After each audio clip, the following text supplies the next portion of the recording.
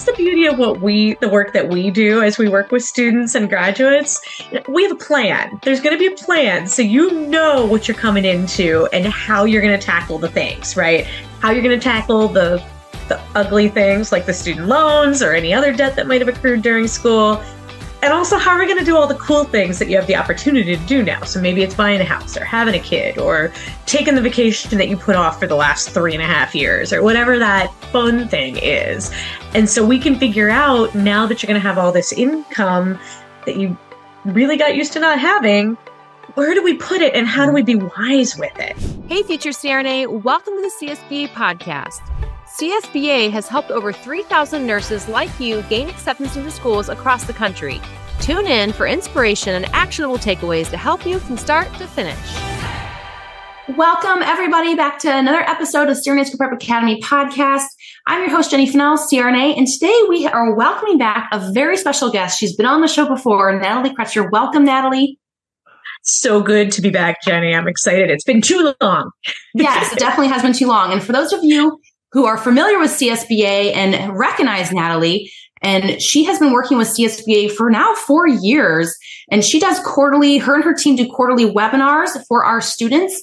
And what's unique about Natalie and her team is they specialize in just helping SRNAs, NARS, whatever you want to call yourself, navigate the financial challenges of CRNA school. So if you're planning on CRNA school, if you're newly accepted to CRNA school, if you're in CRNA school, if you're graduating CRNA school and you're like, how do I pay off this mountain load of debt? Natalie and her team has your back. So welcome back, Natalie. We're so excited to have you. And we're going to dive deep, you guys, into how to pay for CRNA school and all the good stuff that goes with that. Thank you so much, Jenny. Super excited. Yeah, awesome. Me too. So we'll go ahead and get right into the show because I know everyone's probably wondering, one of the biggest questions we get from our audience is, will I get enough to be able to pay for tuition and living expenses? And it is obviously such an important question, right? And a tough one from the standpoint of there's all these like what ifs and what is your specific situation. So I'm going to answer this in sort of two kind of high level ways. The first is by explaining there is this concept or term referred to as cost of attendance, or you'll sometimes hear it abbreviated into COA. So every one of the programs out there has a set cost of attendance. And this cost of attendance, in essence, is supposed to be the cost of the actual program itself. So your tuition, all the like miscellaneous fees that you all have, everything from your AANA membership to your stethoscope to your conference attendance, all those things that are part of your program, boards, study materials, all the things. And also, in addition to that, cost of attendance includes your living expenses. So, one person is not like the next person who's going to be going to school, right? Some of you are single. Some of you have the benefit of being able to move home. Some of you have big families. I was just talking with a student this morning who is a wife, who's a stay-at-home mom, 3 kids, and another one on the way. Like, everybody goes to school under different circumstances. And obviously that can mean really big differences in what your need is. Coming back to the COA, some programs will look at students just like any other grad student. Like a grad student going right from undergrad straight into grad school, not being an adult who has lived life, has a house and kids and all the responsibilities. And so that can cause trouble for some of our students, and it's program specific. We have some financial aid departments that we have a ton of experience with that are absolutely completely understanding. They totally get the situation of an SRNA or an R. And so they are willing to work with you and figure out like, okay, yeah, what your need is really what your need is. And just because we said your cost of attendance was here, because of your situation, you need a little more. I think it's really important that as you're navigating the different programs and narrowing down where you think you're going to go, try to get a sense of what the actual cost of attendance is. And some programs put it right on their website, real easy for you to find. Some don't, and you got to do a little more research. And then the other piece will be more of the, students who've been through the program, talking to cohorts above yours or where you'll be, and finding out how easy has it been to get additional aid loans if your situation warrants it. I mean, I get why it's there. It's there to protect you from taking more loans than what you should, right? But also, again, some of you are just in very different situations and you're going to need the additional lending. It's just going to be how you get through your 3 years. And I know I've heard you say it, Jenny. It's like, I don't want to take the loans, but we got to eat. We got to pay the mortgage. Like, it's just how you do it, right? That's kind of the high level. It's like, yes, that is in terms of federal student loans. The COA also is important for private student loans as well. So sometimes students will come to us and think, oh gosh, okay, well, it's all right. If I don't get enough in federal student aid, I'll go get a private student loan. Unfortunately, that won't get you through in that situation. So you'll have to look at alternatives. And there can be alternatives. Sometimes they're not ones we like so much, but there can be other ways to get through school if you're not able to get enough federal financial aid or student loan. So sometimes personal loans are not enough either. Is that what you're saying? So personal loans are different than private student loans. Oh, I see. Yeah. So a personal loan is when you go to a bank or a lender and there doesn't have to be a specific purpose for the loan. Okay. Now, often those personal loans are going to have higher interest rates than what the student loans will, which is why I said sometimes we're not going to like the options that are out there. The other piece to be aware of, and this goes for both personal loans and also private student loans, more than likely you, the student, are not going to be able to get it on your own. Okay. As we know, most of the programs you're not working, right? Or you're working very, very minimally, or you're working for year one, and then it becomes near impossible. So you're not going to qualify for those without income. So you're going to need a cosigner. Cosigner. So are there different terms for cosigners? Because I know that can become kind of a tricky thing to navigate as far as if you ask someone, hey, be a cosigner for me, but here are the terms as far as if I don't pay, what does this mean for you? Bingo. Yep, you're exactly right. And cosigner can absolutely be, a parent, a spouse, but it can also be non-relation. So, actually, my husband signed for a friend of his because they were just in a really, really tight spot. And so he was the cosigner for a period of time for their student loan. So the terms is an excellent thing to bring up, Jenny, because there are with private loans, especially, and I'll carry that right through to the personal loans also.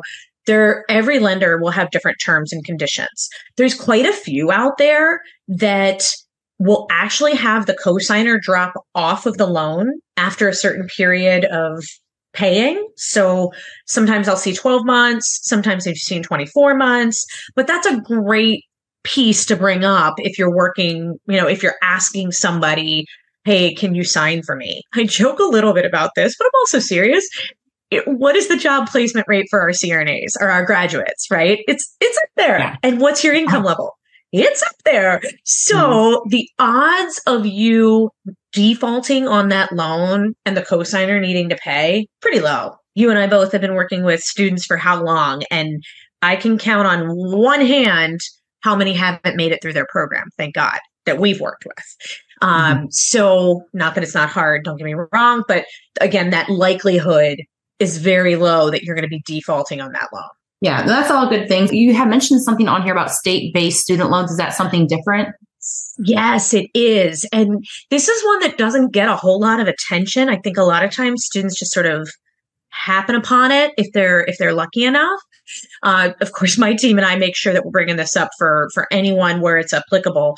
So state-based loans they refer to them as nonprofit quasi-state. All sorts of lingo, right? Basically, what it means is a state, and this could be where you live. It could also be where your program is, if those are different. So you gotta do your research here. Not every state has these. In essence, it's an additional. It's like in between the federal and the private loan. student loan. Some of them will make you have a cosigner, some will not. The beautiful thing is these almost never have an origination fee, which is something that we have to deal with federal student loans, fee that they assess for the right to take the money out. So those state ones typically don't have the origination fee, which just brings the overall cost of the loan down.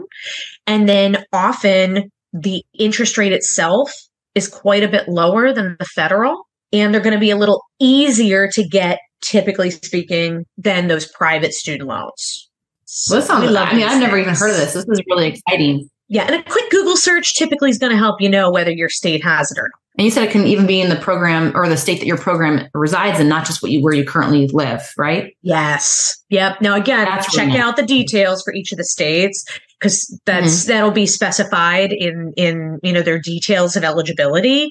But yeah, it could be where the program is, where you live, all different types of options out there. Yeah, that's really nice. And what's popping up all over in CRNA school hand is kind of like almost what I call kind of almost a hybrid program, where they have maybe a home base of the program, but they're taking students from all across the country. Yes. And then clinical sites equally all across the country. So I think that this is a really great opportunity to have more flexibility when it comes to getting loans. It maybe wouldn't fit everybody who's going to that school, but for some people it would help. So I think that's great. Correct. Yeah, I agree completely.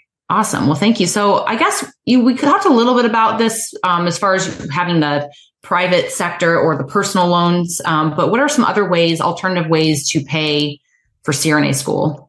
Yeah, especially if you're getting that max from the school with regard to financial aid. Another piece, and again, this won't apply to everybody, of course, but could be potentially utilizing home equity. So we've had situations where the student and or the student's spouse or combo owns the home and is able to utilize the equity in the house that they've built up. And I'll explain that a little bit more in a second for those who don't fully get that. I've also had situations where parents have been willing to use equity. So equity is basically, when you buy a home, most people have some level of a mortgage. So the equity is the difference between the balance on the mortgage and what the home is worth, market value, if you will, or appraised value. Okay. Well, with this crazy housing land that we've been in here the last few years, I just looked at one for a student earlier this week, and she didn't even realize the value of her home had doubled since she bought it just a handful of years ago. And so she's like, oh, wow. Yeah, I actually have a whole lot more equity in this thing than I realized I did. And so that equity, the piece, again, the difference between the loan and what it's worth, you can borrow against that. And you typically will do that for most students. I'm going to say you're likely going to do that in what's called a HELOC, a home equity line of credit. The line of credit part of that is, you can think of it almost like a credit card, right? When you take out a credit card, it doesn't mean you have a balance immediately that you have to pay, right? You just have the available balance. And so the line of credit is the same idea where, okay, I have this open balance of money that if and when I need it, I can draw against it. Again, with all these things, there's pros and cons to all of them, right? So with the home equity line of credit, I would say one pro is for sure just that it's there. Even for some of our students, if they are able to get enough in cost of attendance, but maybe in financial aid, maybe they haven't been able to build up an emergency savings. So sometimes we'll say, hey, just in case of an emergency, let's get this line of credit open just so you have somewhere where you can go if something happens, right? For other students, they'll actually use it to pay for their living expenses. Piece to be cognizant of, and this will depend on the lender as well. You may have to make payments once you take it back. Because usually line of credit, right, you have to then make monthly payments. So using it for living may work in the beginning, but your monthly payments will go up and up and up and up.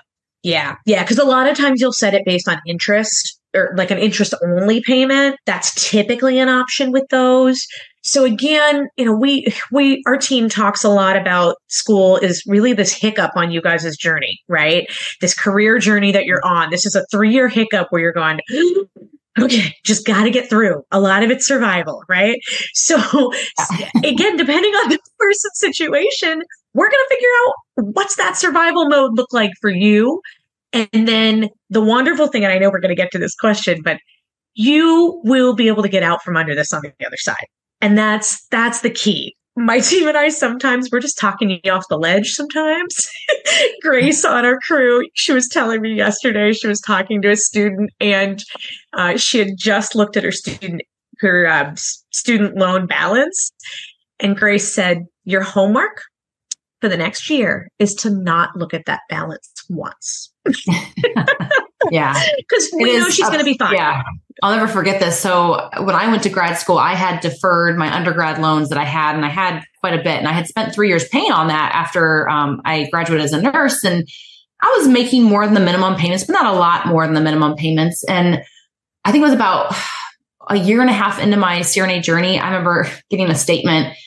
I remember seeing that I owed over 100% of my undergrad loans. Oh, it was like 110%. I remember crying. So I was like, all that work, those 3 years of payments just gone, like just from deferring for a year and a half. And it was really depressing, but you're right. Now my loans are gone and I did spend 7 years paying off about it was probably closer to $160,000 all said and done. I took 7 years to pay it off. But the first 2 years I kind of neglected. Like I kind of just like making minimum payments, didn't think about it. I was just like, I had kids and got busy and I was making extra payments and I kind of forgot. And I was like, ooh, Jenny, what am I doing? So then I refinanced and then I set up on a 5-year payment plan. It was kind of like set it, forget it. And I wish I would have done that sooner. But I mean, we didn't have to sacrifice our lifestyle. We got to buy a house, got to buy new cars. I mean, we had kids, like we had plenty of other things that we got to do. And it didn't, even though it's nice that it's gone now, but now I'm like, we still don't feel like you always find other things to fill that void of like, where this is true. Money, you're like, I should have extra money. I don't. But, I guess, paint some hope. Yes. And that's the beauty of the work that we do as we work with students and graduates. We have a plan. There's going to be a plan. So you know what you're coming into and how you're going to tackle the things, right? How you're going to tackle the ugly things like the student loans or any other debt that might have accrued during school. And also, how are we going to do all the cool things that you have the opportunity to do now? So maybe it's buying a house or having a kid or taking the vacation that you put off for the last 3.5 years or whatever that fun thing is. And so we can figure out now that you're going to have all this income that you really got used to not having, where do we put it and how do we be wise with it, right? Because you also got to start saving for retirement again, too. It's like, okay, there's all these goals. It can feel so overwhelming. And so we work our hardest to figure out what and where and when to do all the things. The other thing I'm going to mention too, Jenny, that this is like so different from when you graduated, the student loan world from a federal standpoint has been such a changing landscape over the last few years. It's really been pretty wild. And it continues to change. So there's a lot of new opportunities with regard to different repayment options. There's a new plan available called the SAVE, S-A-V-E, and that gives us some new opportunities. Been around for a long time, the Public Service Loan Forgiveness, PSLF program. And for some of it's not applicable to all of our students because you do have to be on what's called an income-driven repayment plan, which means they're going to look at how much are you making, right?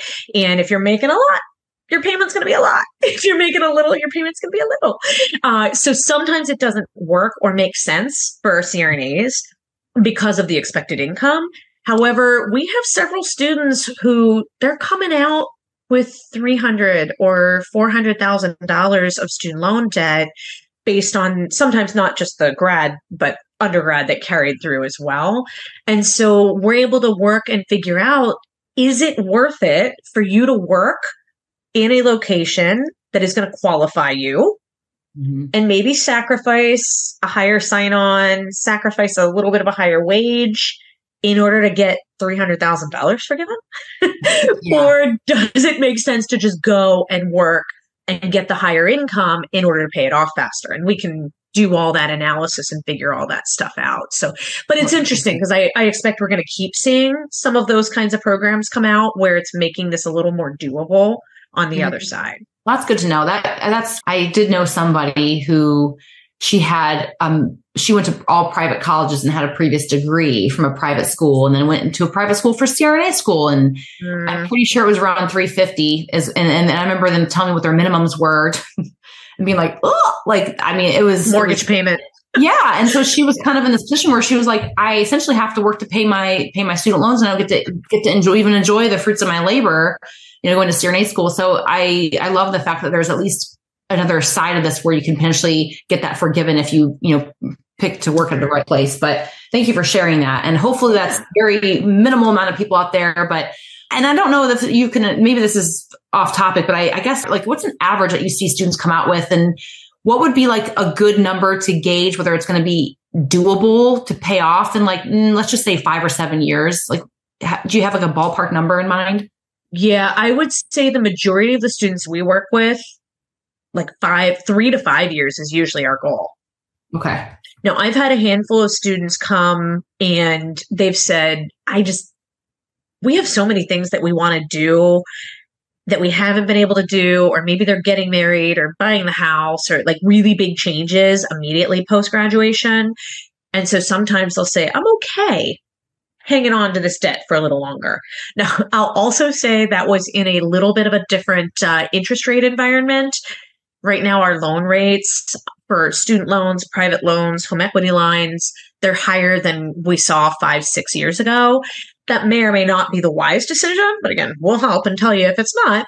But I would say on average, 5 years is realistic. And typically that's going to be anywhere, I would say between 100 and 200,000 of debt.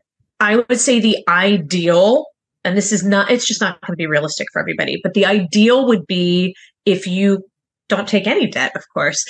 But that's really not realistic. We have a small handful that can do that for a variety of reasons. If you only take what's called the federal direct unsubsidized. That's the one where you're limited each academic year to $20,500. Those of the federal loan options are the least expensive. They have the lowest origination fee, and they're always going to be typically 1% lower than the grad plus option. And remind me, unsubsidized and subsidized. This gets a lot of people tripped up. It does. Yeah. So actually, I'll start with the subsidized. So subsidized are only available on undergrad loans. Okay. So graduate loans, no such thing as a subsidized. Subsidized loans are ones where while they're deferred, so while you're not making payments because you're back in school, the interest won't accrue. So those ones are gold. So if you're, preparing to go to school and your only debts left are undergrad debts, and you really want to try and pay those off, the subsidized ones should be the last ones that you're focused on.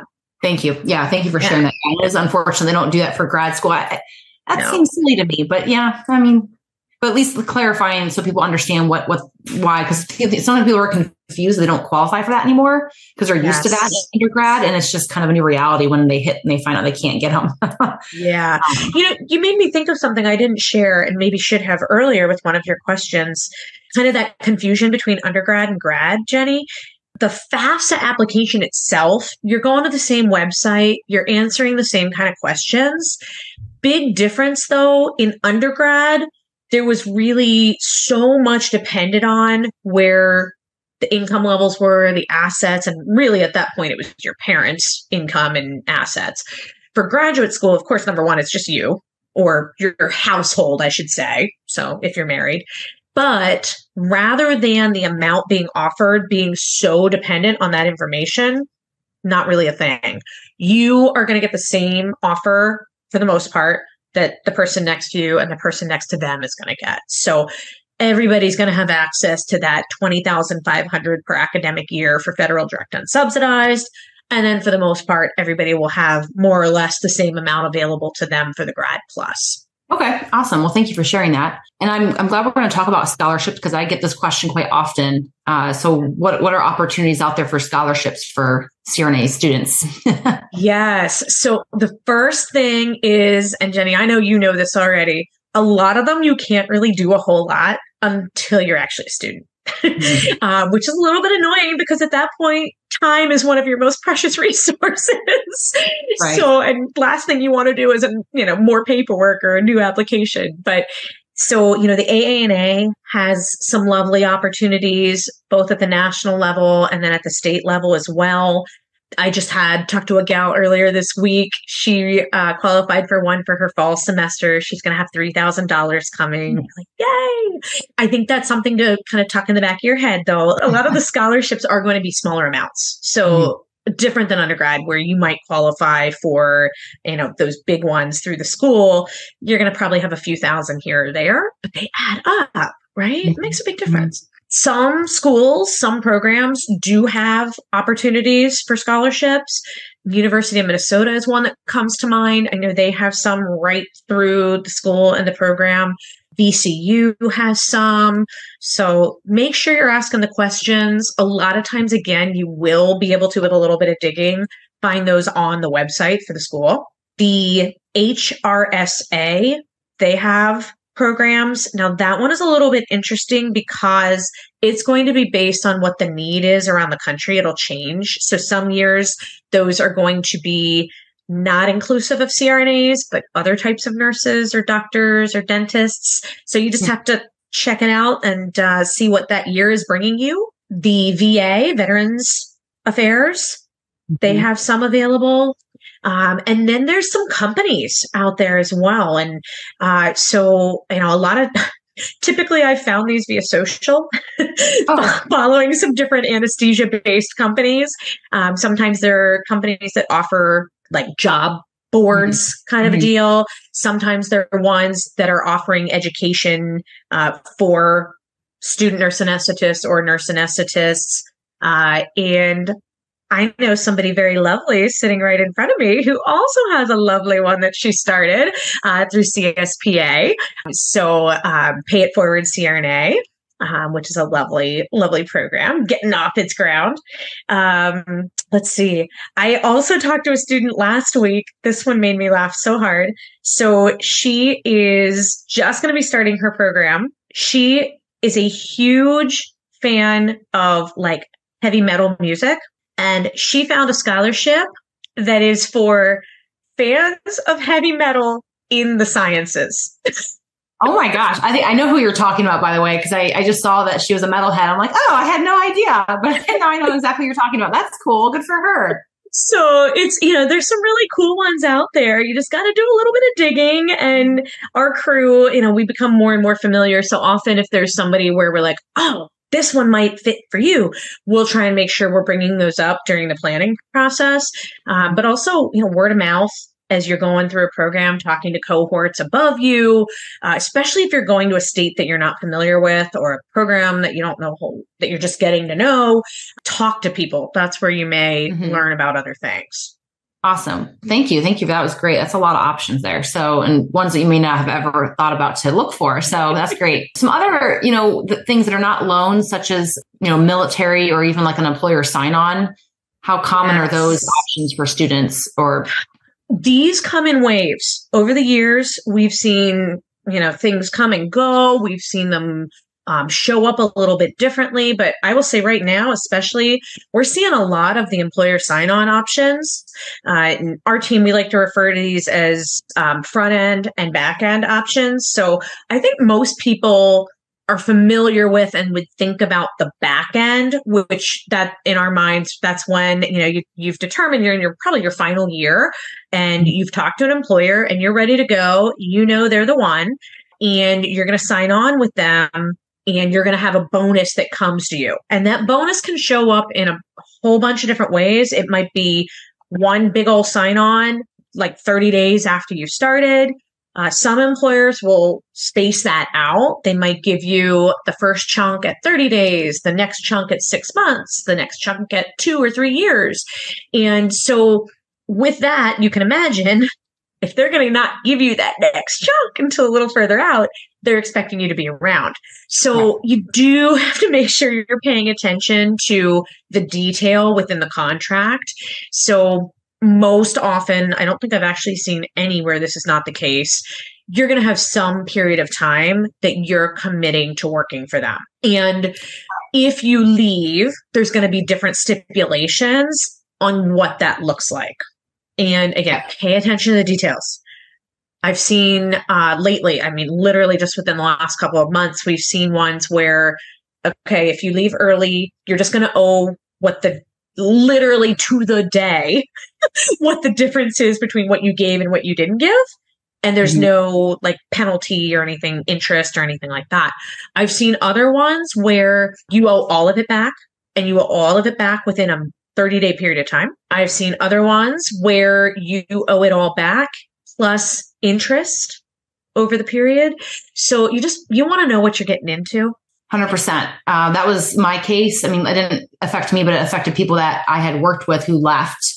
And it was like a shocker that they had to pay all that back quickly. And it was not a small chunk of change. I mean, my sign-on was about $35,000, and they actually gave it to you as a stipend while you're still in school. So I got to use it, which helped us through that last year. And then what happened is I paid taxes on it for a certain period of time after I graduated. And that was kind of a bummer to stick on your paycheck once you graduate. But I mean, it is what it is. It was free money at the time. But yeah, if you left before the term, which was 4 years for us, it was hefty penalties. And one piece of advice I'd tell everyone, and don't get me wrong, it was great. It worked out great for me. I did work there for 4.5 years. So I put my time in. But you want to make sure that you're talking to people prior to taking a job like that, because if the work environment is really miserable and you're not going to be happy there, you don't think you can last for 4 years or however long the term is, you may have some major regrets. So the biggest piece of advice is one of the best questions I have found in my time being a CRNA to find out before you take a job is ask what your most senior CRNA ask what the most senior CRNA is there. How long have they been there?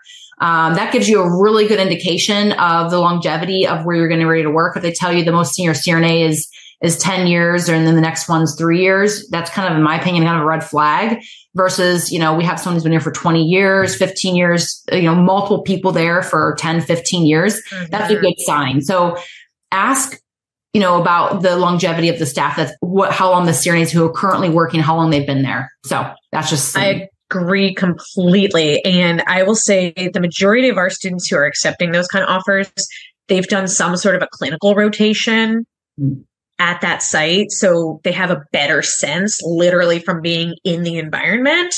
And that usually brings us more confident because we'll say the same kinds of things. Like, please be asking the questions, know what you're getting into. Is it the kind of cases that you want to work on? Right? Like, if you don't like OB, don't go somewhere where you have to do OB. Like, right. You're not going to love it if you hate it now. Right. It's not going to get better. Yeah. And then you kind of referenced it, but the ones that we refer to as front end sign-ons are like what you had, where you get some sort of a stipend or we've seen it here lately. There's an employer down kind of southeast that's referring to it as earn as you learn. And so you get some kind of a payment throughout usually that last year and a half of school. And now with this group, you get that and you also get a sign-on, which is pretty crazy. So I think at least right now for our recent grads or our upcoming grads, you're in the driver's seat. Nice. Are you seeing about 30? Are you seeing more like 60 or 70,000 sign-on bonus, or what's the Depends average? On the part of the country that you're in, but I would say anywhere from, and also depends on what the time period is that you're committing to. So anywhere from about 30 for a sign-on all the way up to like 80, 85, 100. Yeah. Okay. Now, the other thing that we're seeing is that you do have a little more wiggle room than what I think maybe when you graduated, Jenny. So for instance, we've got several who said, I don't know that I'm ready to commit to the 3-year with that high of a sign-on. Could I commit to a 2-year with a lower sign-on? And a lot of the employers are willing to flex that, depending, not everybody, obviously it's not a guarantee, but we're seeing a lot who are flexing. Interesting. Or maybe even the opposite. Like, I want to work here for 4 years. Instead of 2 years, can you double how much you're paying me? Right. I mean, if you know this is really where you want to be, if you're certain. Absolutely. Yeah. Why not try to flex that muscle too? That's right. One more thing I want to make sure I mention, and this is, again, not going to be important for everybody, but a lot of our students, depending on the state that they're in, they or their family or a combo of the two for health insurance are utilizing Medicaid, the state-based Medicaid programs. Mm-hmm. Just be aware if you're looking at one of those front end sign-ons, you're now going to be having income. Oh, that counts. So yes, you have to pay attention and make sure, is it worth it to get it early? Is it not worth it to get it early? So just dealing with private medical, and tell you right now, we've navigated that. It is horrendous. It's crazy. If you can get, government help with that, it would make your life so much easier than trying to navigate private, because you get nothing and you pay a lot for it. Unfortunately. And everyone's like, what is this insurance? You're like, I don't know. I just paid for it. Just take it. And they're like, I've never heard of this. I'm like, yeah, me neither. Oh yeah. It's lovely. So, if you can get, that's a good point. Thank you. And I guess one question I had recently from someone, actually, Natalie, and this has to do with the military service. Yeah. They were asking me, because they were thinking about, joining the, I think it was, I don't know if it was the reserves but they wanted to join before they went to school. But I thought, I didn't know you can't really be active while you're in school, because you can't really get deployed or have active duty while you're in school. So I told them that might be more of an option for like afterwards, or if they have the time beforehand to do it. So what are your thoughts on that? So the first thing I will say is make sure you're talking with the recruiter and understanding all those things that you just said. Because I feel like every branch is a little bit different, and whether you're, going full-time, reserves, et cetera, all the different options, it's going to look a little bit different. But we have actually had some of our students that we've done planning with who have signed up midstream, and you now have access to health benefits. Mm-hmm. You often are going to get a stipend of some sort each month. We've had some who were already active duty prior to going to school, and again, worked with their recruiter to figure out what's the transition going to look like. What does this mean? And then there's also programs where you can literally join because you want to become a CRNA within that branch of the military. That's a whole nother animal. I've had several students go through that. And again, it's like, kind of like what we were talking about with the employer sign-ups. Like, don't do it just because your program's going to be paid for. Right. You are still signing up to give back to our country and serve our country. So you make sure you understand all the details that are involved. I will say, though, absolutely 100%, any option that you may have with the military from a financial standpoint, it's going to provide some really good stability and benefits during your time. Mm-hmm. Yeah, it definitely will. But yeah, I love the fact that you have to consider the obligations too. I mean, especially for, I still think I think CRNA world's more 50-50 men, women, but for women, like I know my thought would be like, are you going to start a family after school? And if you committed to the military, what is that going to look like for you? And and also if you have kids, what about relocating? So I'm in my whole mother brain now, but I always think about stuff like that. When I'm committing to something, what is it? Not just me, but like my ability to have children and provide for my family and move my family around the country. So those are things too that you have to think about that maybe your younger self wouldn't care about. But, 5-6 years from now, when you're done with school, you're like, well, wait a minute, so what did I do? Yeah. Think way ahead. If you're thinking military, think way ahead of where am I going to be in 5, 6, 7, 10 years? Because it could be a very long commitment that you're making. Okay, awesome. Well, this has been so helpful. I don't know, do you want to touch on just a little bit of, dealing with when my loans ever go away, what happens as far as after the fact? Yeah, absolutely. Yeah, because again, I would say there's a few kind of like heads up kind of pieces that I want to share. So the first one, which isn't directly your question, but don't forget that when you graduate, you don't immediately have an income as a CRNA. Yeah. Boards. Yes, you got to take boards. Boards are first, and then credentialing. Yeah. And we've heard some horror stories about the length of time for credentialing lately. And actually, even with boards, I just saw some of our recent grads here in central Pennsylvania. One gal had something on social media where she was refreshing the page to schedule, and she's like, yep, still nothing.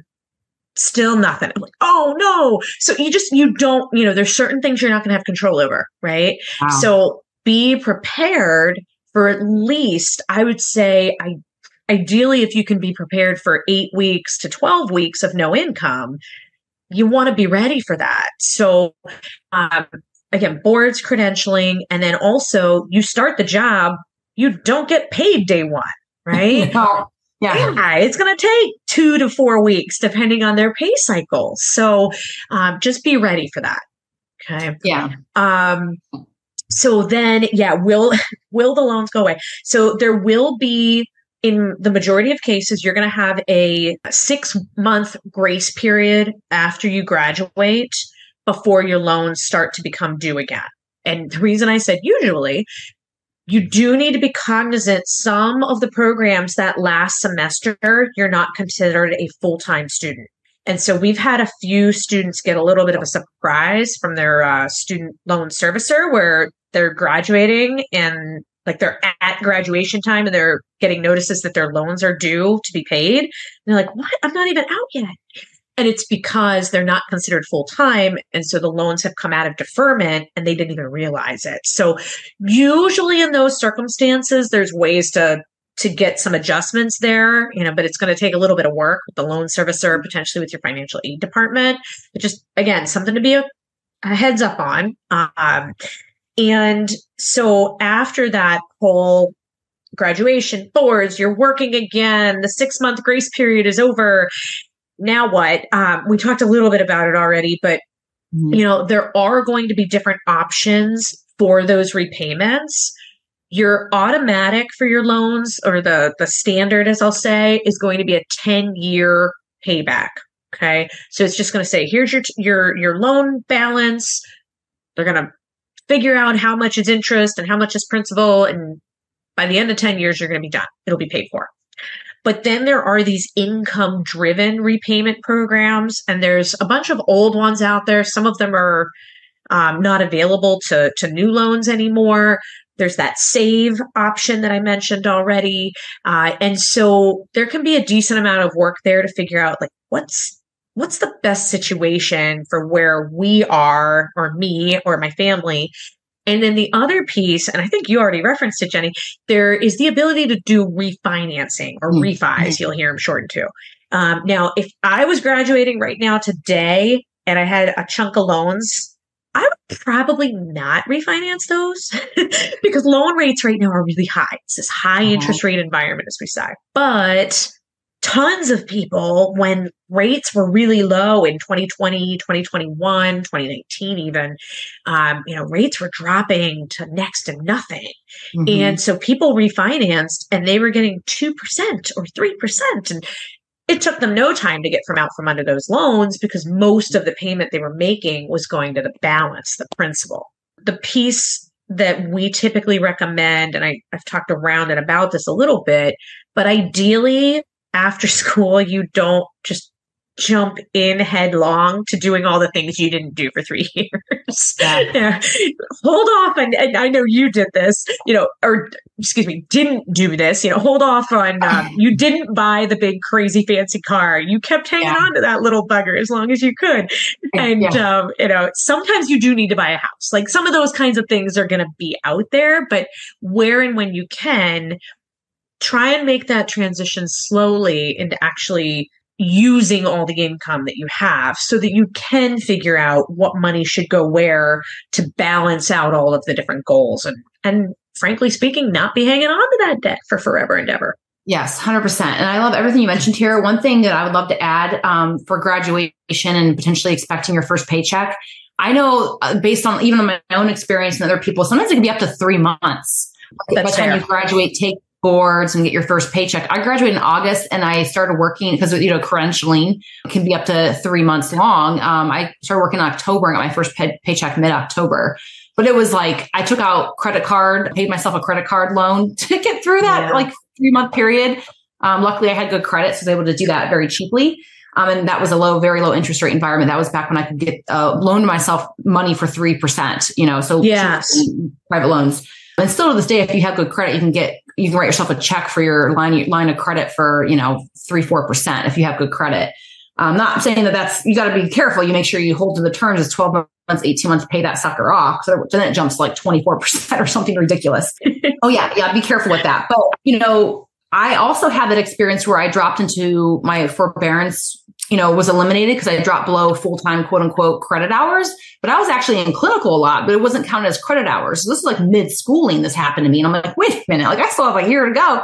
But I had the program director and like you said, the financial department. It was kind of annoying. It was just like an extra like stressor that I had to deal with, but it was easily solved. It just took some paperwork to get it solved.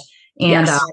I love the fact that you mentioned the standard will be set at 10 years. Don't pay attention to that because you ideally don't want to take 10 years to pay off your debt. You have the ability not to do that. And like you said, when I graduated, a lot of my colleagues, well, they are my colleagues, but a lot of my peers, a lot of my students, they wouldn't got like a BMW or like I had a Nissan Sentra. Her name was Old Betty. I couldn't remember her name. Yeah, I literally, she was my car in undergrad. She was paid off. And I remember I finally got rid of her when it was a snowstorm. It was like one of those level 3 snowstorms and only emergency workers go into work, And so anyways, I'm trying to get my freaking car. I was renting a house at that time in Toledo, trying to bury it, And I was 6 months pregnant, trying to do all this. And anyways. And so I went to open my door and I realized there was a layer of ice underneath all the snow. So I was being like really in a rush, like, oh, come on, car. I started like yanking on the door. The door handle just broke off. And I'm like, oh my gosh. So then I'm like, well, now how am I supposed to get my car? So I had to crawl in my passenger door, 6 months pregnant, crawl into my seat and get in the car. I'm like, okay, Jenny, it is time. I'm going to have a baby in a few months here. Like I got to get a new car. And I still have that Honda Pilot I went out and bought. My 2016 Honda Pilot, which I got in the end of 2015. I still have that car and it still runs great. But yeah, I think just being smart about how you do spend your money, because it will add up very quickly. I know when we finally bought a house, we thought we got a deal by getting a foreclosure. And, that wasn't exactly what it was like. It became a money pit, as most houses do. And it's like, boom, new roof right away, or you don't have home insurance because they quote unquote sell curling shingles. I'm like, what? Past inspection. So that was $17,000, boom, just gone. So it got expensive pretty quickly being a homeowner. So I think it's just, taking time to figure out how to set your loans up for repayment in a timeline that suits your lifestyle first. Yes. Before you go out and buy a house and buy a car, making sure you have that teed up first. And also making sure you're setting aside, like you said, money for retirement, for your savings, because you don't want to be living paycheck to paycheck. I mean, you've put all this effort and time into going to grad school, and it may mean that you might have to wait an additional 5 or 6 years to have the dream lifestyle that you were envisioning for yourself when you're done with CRNA school, but it'll be worth it because you're not going to be living paycheck to paycheck as a CRNA. And it can happen if you're not smart about your money. I agree completely. And I will say the one challenge we often see with, the nurses going into school, when you were working as a nurse, if you wanted something, what did you do? Picked up extra shifts or hours, right? Yeah, exactly. And then you go to school and you're like, that's not a thing anymore. Thankfully, as a CRNA, that does become a thing again. So sometimes we will have those people who they have these extra things that they want to do and they want to pay their loans off. So they're willing to pick up, PRN somewhere, or, they know that they're going to do a 24-hour shift once a month or whatever it may be. Okay, now we're talking. Now it may be okay and realistic and feasible to do all the things right away. But you have to remember there's only so many resources, right? That you got to spread across all the different goals that you and your family might have. Yes. Awesome. This is also too when students can reach out to you for help. I mean, I really think help should really start prior to going to school. But I know equally like me, my own self, I didn't necessarily know, I never really had a lot of guidance prior, and I never really had like the mindset of financial planning, but I do think it's a smart thing to start early on. But it's really never too late to get started. So I would love for you to share how our audience can connect with you, Natalie. And also if you're part of CSBA, don't you have any fear. Natalie and her team, Grace, is wonderful. She works with CSBA and she does these quarterly financial webinars. So if you want more information, if you have specific questions, again, every single quarter inside of CSBA, they graciously give you their time and guidance. So if they ask you, how have you financially prepared for CRNA school? You can have this all beautifully laid out and have in your mind what you want to do and how you're going to get through it. It's going to be really impressive for the schools. You do not want to leave CRNA school because you haven't financially prepared for it. So yeah, how can people get in touch with you, Natalie, and your team? Absolutely. And you are right. I've heard many times that is a question that is asked during the interview process. So you'll be ready. And we agree. The earlier you get started, the better, but certainly anytime is the right time. You can't rewind. So the time is now. You can get in touch with us by checking out either our website, which I'll make sure Jenny links in the show notes. And also you can text our team. We have a line where you get a hold of any one of us, 717-954-0032. And you can text us right there and get a hold of us live. You can find us on social. We're on Facebook and Instagram and LinkedIn. And we would love to just schedule a 30-minute consultation with you so that we can learn a little bit more about you. You can learn more about us and how we work and what the process looks like. And we go from there and we determine if it's a good fit. And we're going to let you know if we think you're all good to go, but we'll also let you know if we think that there's value we can bring to your situation and be able to help you. Jenny, I appreciate what you said too. It's like, okay, what is this financial planning thing? And, being able to admit that maybe you don't know all the things. We tell all of our SRNAs and CRNAs, I know propofol. It's about all I got when it comes to anesthesia. So why should you know all things about money, right? So we're here to help. I'm going to go to you when I need a nerve block. You can come to me when you need help with paying off your student loans. So. Awesome. Well, thank you, Natalie. And for those of you listening, I'll make sure I link to put the cell phone text message number in the show notes as well. Thank you, Natalie. I appreciate your time. And for all of you listening, thank you so much. I appreciate you as well. We'll see you next week. Thank you for tuning in. Be sure to head over to CRNAschoolprepacademy.com to gather free resources to help you on your CRNA journey. Stay strong. We're rooting for you, future CRNA.